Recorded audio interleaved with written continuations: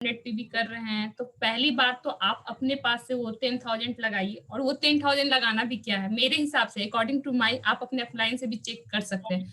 और उस 10,000 के प्रोडक्ट्स को आप बहुत जल्दी रिटेल करके उससे 5 दिन में, 8 दिन में, 10 दिन में आप रिटेल कर सकते हैं। और दूसरी चीज है कि ये 10,000 की रिटेलिंग कैसे हो सकती है 3 दिन में। तो इसके लिए सबसे पहली बात है कि आपकी कस्टमर की लिस्ट, टू डू लिस्ट होनी चाहिए। और जो भी आपके कस्टमर की लिस्ट है, आप उनको उस डेट में फोन करिए, कॉल करिए और देखिए। जैसे आप किसी कस्टमर को ग्लिस्टर दे रहे हैं, तो आपको पता है कि ग्लिस्टर 5 महीने चलेगी, तो 5वें महीने के बाद उस कस्टमर के पास आपका ग्लिस्टर का डेट आ जाता है। तो हर महीने आपके कुछ ना कुछ कस्टमर्स होंगे जिनको आपको कॉल करना है, और कॉल करके उनसे वो प्रोडक्ट्स के ऑर्डर लेने हैं। तो उससे भी आपके जो होते हैं कि आपके वो पीवी होने के चांस रहते हैं। तीसरा चीज क्या होता है कि हमने जो 100 पीवी किया और उसको पूरे मंथ में रिटेल किया, तो क्या करते हैं हम, उसके 100 पीवी के पैसे को इधर उधर नहीं करते हैं। हम फिर जब मंथ स्टार्ट होता है तो हम फिर से वो 100 पीवी में उस पैसे को लगाते हैं, और हमारे पास पूरा मंथ होता है उसको रोटेट करने के लिए, कस्टमर को देने के लिए। और 100 पीवी का रिटेलिंग बहुत ही इजी है। आपके जो कस्टमर हैं वो, आप अगर उनको डेट वाइज लिख रहे हैं, उनसे फॉलोअप में हैं, उनके साथ लिस्ट बना रहे हैं, तो बहुत ही इजी है। अगर मैं बात करूं कि आपकी वॉल्यूम कैसे हो सकती है, तो जैसे अगर आप किसी कस्टमर से मिल रहे हैं, तो आप उस कस्टमर को अगर होम केयर का प्रोडक्ट बता रहे हैं, आप एक बंडल बता रहे हैं, होम केयर का प्रोडक्ट, पर्सनल केयर के प्रोडक्ट और कुछ न्यूट्रीलाइट, तो भी आपके कम से कम 2-3 हजार के प्रोडक्ट उसमें निकल जाते हैं। तो एक मिनिमम भी आप कस्टमर को 2,000 का प्रोडक्ट दे रहे हैं, तो आपके 5 कस्टमर में आपका वो 10,000 का रिटेलिंग हो जाता है। और जो आज के टाइम में वो 10,000 का प्रोडक्ट लेना किसी के लिए भी मुश्किल वाली बात नहीं है। और दूसरी चीज जो है, मैं अगर बात करती हूँ तो आर्टिस्टिक के ऊपर, तो फ्रेंड मैं अपने एक्सपीरियंस को ही बताऊंगी कि लोग आर्टिस्टिक को क्यों ज्यादा, मतलब आप आर्टिस्टिक को कैसे ज्यादा सेल कर सकते हैं या रिटेल कर सकते हैं। तो फ्रेंड मेरा जो ओपिनियन है वो ये है कि मैं तो जनरली किसी को एटीट्यूड का डेमो करती भी नहीं हूँ। अगर मेरे पास कोई लेडी जाती है, अगर उसकी स्किन को लेके वो जागरूक है, जब मैं उससे बातचीत करती हूँ और मुझे पता चलता है कि हाँ वो स्किन कॉन्शियस है, अपने स्किन को ध्यान देना चाहती है, और नहीं भी ध्यान देना चाहती, तो मुझे वो बताना होता है कि देखिए आपकी एजिंग बढ़ रही है, आप किस उम्र में है, आपकी स्किन को क्या जरूरत है, आपकी स्किन के लिए क्या नीड है, और उसके बाद मैं उसे आर्टिस्टी का ही डेमो करती हूँ। और फ्रेंड मैं सच्ची बताती हूँ, मैं बी ब्राइट बिल्कुल भी नहीं मतलब सेल करती हूँ, आप लोग ऐसा मत कीजिएगा। मैं जनरली आर्टिस्टी ही करती हूँ। मुझे आर्टिस्टी सेल करना, बताना बहुत अच्छा लगता है। उसके लिए सबसे पहली चीज ये भी है कि आप अपने घर में आर्टिस्टी के प्रोडक्ट्स रखें।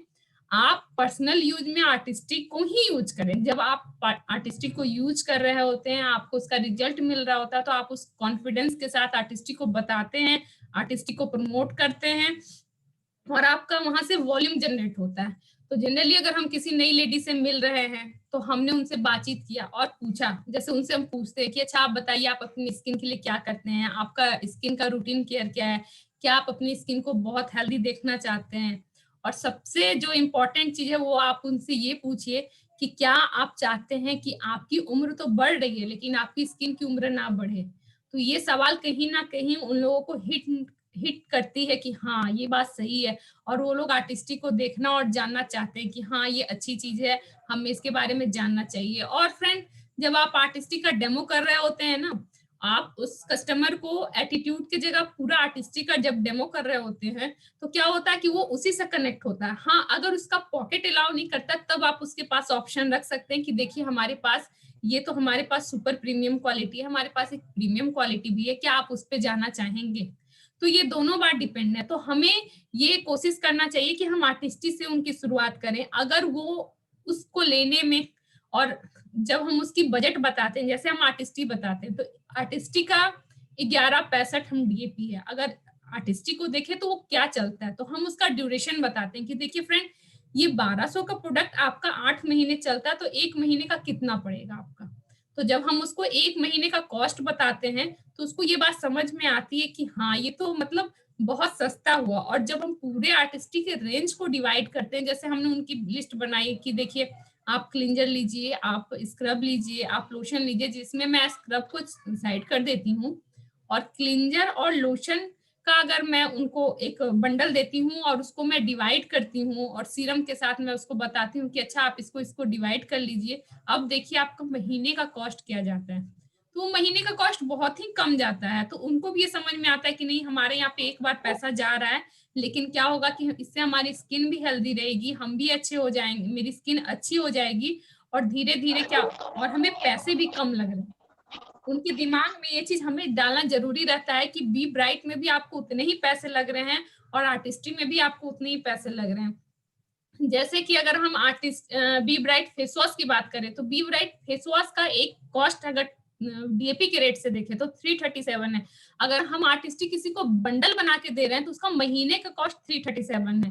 तो हमें उसे ये चीज बतानी पड़ती है कि देखिए बात तो उतना ही है, रेंज तो उतना ही आ रहा है, लेकिन आप प्रीमियम क्वालिटी के साथ, सुपर प्रीमियम क्वालिटी के साथ जाना चाहेंगे तो यह बेस्ट है आपके लिए। तो इस तरह से हम किसी लेडीज से बात करते हैं, उसको आर्टिस्टिक की तरफ दिखाते हैं, आर्टिस्टिक का डेमो करते हैं, और अगर वो आर्टिस्टिक की तरफ से ना एकदम उसका पॉकेट उतना भी अलाउ नहीं करता, तब मैं उसे बी ब्राइट पे शिफ्ट करती हूँ।